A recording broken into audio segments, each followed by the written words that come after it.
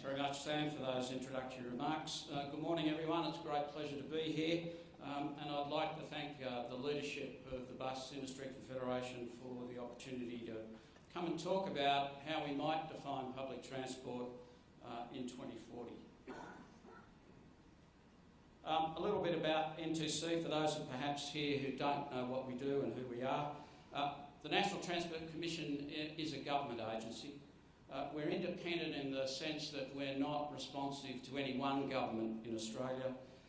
Instead, we're funded by federal, state and territory governments, and I report to 9 transport ministers who are members of the Transport and Infrastructure Council, who actually met here last Friday in Perth. We're responsible for the national land transport laws, like the Australian road rules that many of you would be familiar with, the heavy vehicle national law. Our job is to develop national reforms, improve the productivity, safety and regulatory efficiency and environmental outcomes of the land transport sector. Increasingly, however, we're also being asked to provide strategic advice to government, and this is in large part about preparing for the future, which is the subject for today. So, excuse me, let's talk about how we might define public transport in 2040. I think the short answer is it's going to be a lot different to what we've got now. Now that's perhaps an educated guess, and I'll explain why in just a minute. But I guess you were expecting me to say something like that. The fact is that change is all around us, and from our perspective, the transport sector is not immune to this change. Change, however, can take very different forms. It can creep up on us, and arguably, if you think about what your mobile phone did 5 or 10 years ago compared to an iPhone today, there have been some quite significant technology changes there, which, if you like, crept up on all of us as consumers. It also can be incremental, and here I'm talking about performance improvements in many of the key components of the transport industry and indeed the bus industry. And here things like better tyres, better brakes, better engines are all part of a technological incremental improvement over time.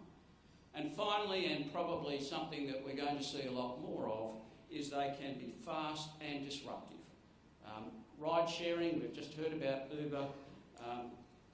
We think ride sharing, whether it's Uber, Lyft, or a number of other small companies that are starting to emerge in this space, will actually bring enormous changes to the land transport sector. And we think that will be particularly in the larger urban areas of Australia.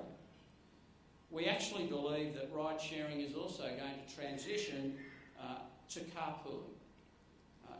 In Australia, this will occur just as it's occurred on the west coast of the United States. Where instead of yesterday, when I got in an Uber vehicle and went from Perth to Fremantle with my wife, the future might be that we would get in a vehicle and actually, as part of the route that we were taking, pick up a perfect stranger who would just happen to be going in the same direction. You might be surprised to know that Uber Pool, which operates in San Francisco, the home of Uber, recently put out the results of their last 3 months, or the first 3 months of this calendar year, in terms of ride-sharing stats. They estimated that they had eliminated 34 million kilometres of car trips, which is equivalent to something like 3,800 tonnes of CO2 emissions. Uber Pool, or Uber pooling, now consists of about 40% of the rides that Uber talk about in San Francisco. So not only can pooled rides share reduced pollution or result in reduced pollution, save on congestion and parking spaces, but it's also starting to look a little bit like a new form of public transport. And another similar trend to ride sharing ride pooling is the issue of car sharing. Companies like GoGet and others are offering membership for a fee. And this allows you to hire a vehicle for a short period of time and hope things will stay the same and evolve slowly all the time, or they can take a revolutionary approach and choose to get in the driver's seat in what is a new and an already emerging market. So, I've very briefly today covered one of the scenarios in this work that we're doing. I've covered the 4 key factors that we believe will drive this change. And whilst we can't predict to what extent these factors or what combination of factors will drive change, we do believe that it will be transformative. I encourage any of you interested in this work to get in touch with us if you want to contribute. We have on our website a number of papers that have recently been put out for public interest, comment, information.